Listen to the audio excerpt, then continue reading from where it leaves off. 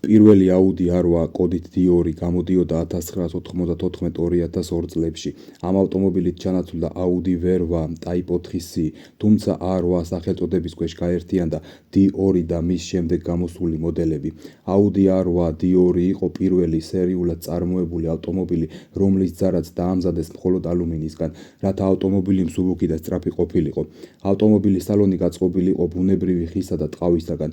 შემოთავაზებული იყო ისეთი ინოვაციური ტექნოლოგიები, როგორებიცაა სტაბილურობის ელექტრონული პროგრამა, იგივე ESP და მისი მეორადი ფუნქცია, გაწევის მაკონტროლებელი სისტემა, მოწინავე კლიმატ კონტროლი. გვიანდელ მოდელებში შემოთავაზებული იყო ნავიგაციის სისტემა, ძრავების ფართო არჩევანი, 2,8 ლიტრი მოცულობის V6 193 ცხენის ძალიანიდან დაწყებული იშვიათი 6 ლიტრი მოცულობის W12 ტიპის 420 ცხენის ძალიანი ძრავით დამთავრებული, რომლების ტიპტრონიკის ავტომატურ კოლოფთან იყვნენ შეწყვილებულები და Audi-s საფირმო Quattro სისტემა.